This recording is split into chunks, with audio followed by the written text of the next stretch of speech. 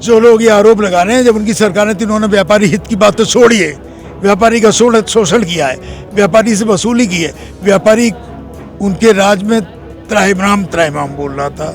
आज यहाँ पर माफिया तो खत्म हो गए, या जेल में है या प्रदेश को छोड़ के चले गए। मिल्कीपुर विधानसभा भी ऐतिहासिक विधानसभा होगी और विकास की गंगा बहेगी, और अयोध्या की तरह मिल्कीपुर का भी सर्वांगीण विकास होगा, मुझे विश्वास है। कहीं ना कहीं वो लोग इस बात से डरे हैं, सहमे हैं कि इतना काम हो गया है उत्तर प्रदेश के अंदर कि अब दोबारा उनका लौट के आना असंभव है। मिल्कीपुर विधानसभा उपचुनाव के लेकर भारतीय जनता पार्टी लगातार यहाँ पर जो मतदाता है उनके बीच में जाकर कार्य करने की कोशिश कर रही है। व्यापारी वर्ग से लेकर जो है और बहुत सारे समीकरण यहाँ साधने की कोशिश हो रही है। ऐसे में यहाँ पर प्रभारी मंत्री सूर्य प्रताप शाही खुद यहाँ कैंप कर रहे हैं।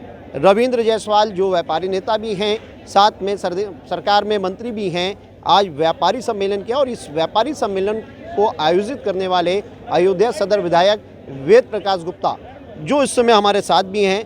हालांकि इन सब पूरे कार्यक्रम में उनको थोड़ी बहुत चोट भी आई है, लेकिन फिर भी वो हमारे साथ बात करने के लिए यहाँ पे हैं। सर देखिए, बहुत महत्वपूर्ण है क्योंकि पूरे देश की निगाह इस समय मिल्कीपुर के उपचुनाव पर है, इस विधानसभा चुनाव पर है। कैसे भारतीय जनता पार्टी यहाँ पर जीत हासिल करने के लिए किस तरीके की रणनीति अपनाई हुई है? मुझे इस बात की प्रसन्नता है कि आज मिल्कीपुर विधानसभा के उपचुनाव में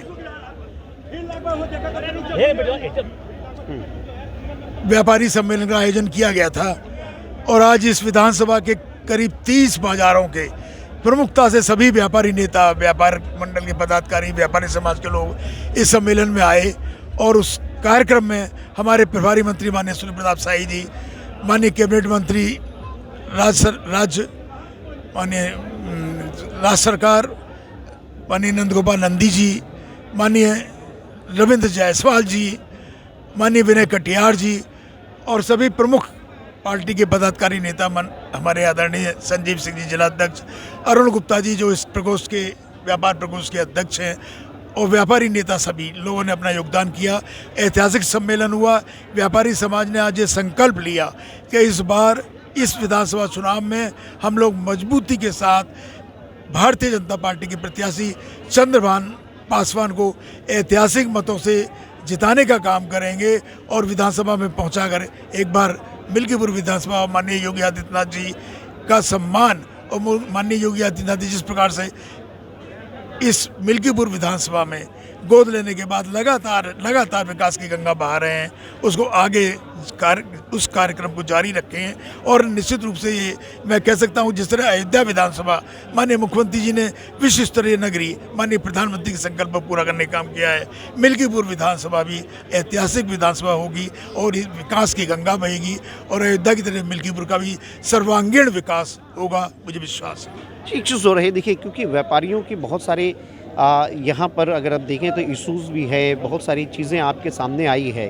क्या लगता है कि भारतीय जनता पार्टी, क्योंकि प्रदेश में जिस तरीके से सरकार है, ये तो बात माना जा सकता है कि सुशासन की बात उत्तर प्रदेश सरकार करती है, व्यापारियों के हित को लेकर कितना सरकार सजग है और उसका कितना प्रभाव इस चुनाव में पड़ेगा? देखिए, आज इस विषय पर हम लोगों ने चर्चा की कि उत्तर प्रदेश में माननीय योगी आदित्यनाथ जी सरकार बनने के बाद 2017 से इस प्रदेश की दशा दिशा बदलने का काम शुरू हुआ है। व्यापारियों की प्रमुख समस्याएं थी कि 24 घंटे बिजली का ना रहना, 18 घंटे 20 घंटे बिजली गायब रहना, दूसरा कानून व्यवस्था, तीसरा गुंडा राज, माफिया राज। हम कह सकते हैं आज व्यापारी इस बात को महसूस कर रहा है। उसको 24 घंटे शहरी क्षेत्र में, ग्रामीण क्षेत्र में 18 से 20 घंटे लाइट मिल रही है। उसका व्यापार का जो समय होता है उसमें उसको लाइट मिलती है, उसको व्यवस्थाएं मिलती हैं। और माफिया राज तो एक मॉडल माननीय योगी आदित्यनाथ जी ने उत्तर प्रदेश को पूरे देश के सामने रखा है। आज यहाँ पर माफिया तो खत्म हो गए, या जेल में है या प्रदेश को छोड़ के चले गए। आज व्यापारी सुकून के साथ व्यापार कर रहा है, ना गुंडा टैक्स देना पड़ता है, ना वसूली होती है, और व्यापारी को राहत का माहौल मिला है। इस सरकार में विभिन्न योजनाएं जो व्यापारिक हित में है, चाहे व्यापारी बीमा है, चाहे व्यापारी पेंशन है, जो सैकड़ों हजारों लोगों को मिली है, और जिसके लिए लगातार व्यापार मंडल की पिछले 30-40 साल से मांग थी, वो भी माननीय प्रधानमंत्री मोदी ने शुरू किया है। व्यापारी को व्यापार करने के लिए सुरक्षित माहौल मिले, और जब प्रदेश आगे बढ़ रहा है, इन्वेस्टर समिट हो, पट्टी दुकानदार हो, हर क्षेत्र के लोगों को काम करने का अवसर मिला है, तो निश्चित रूप से व्यापारी समाज को उसका लाभ मिल रहा है। आज अयोध्या में लाखों तीर्थयात्री आ रहे हैं, किसका लाभ मिल रहा है? आर्थिक रूप से अयोध्या मजबूत हो रही है।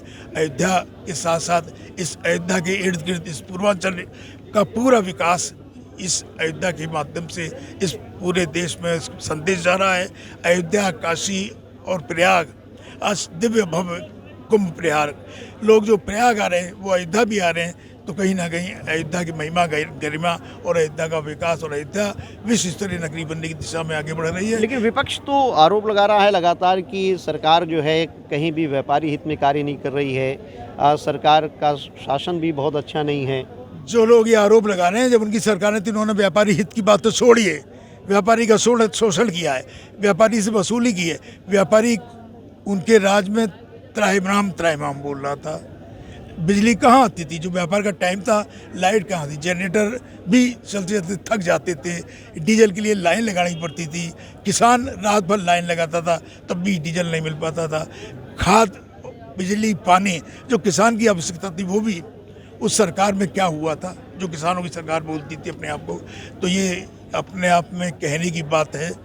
कहीं ना कहीं वो लोग इस बात से डरे हैं, सहमे हैं कि इतना काम हो गया है उत्तर प्रदेश के अंदर कि अब दोबारा उनका लौट के आना असंभव है।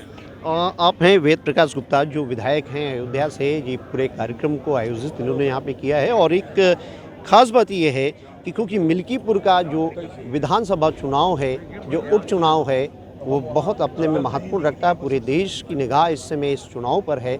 ऐसे में चाहे भारतीय जनता पार्टी हो, चाहे समाजवादी पार्टी हो, वो अपनी जोर आजमाइश लगी है। कैसे भी हो, ये सीट प्रतिष्ठा की सीट बनी हुई है। कैमरा सहयोगी मानस के साथ मनमीत गुप्ता, भारत एक्सप्रेस, अयोध्या।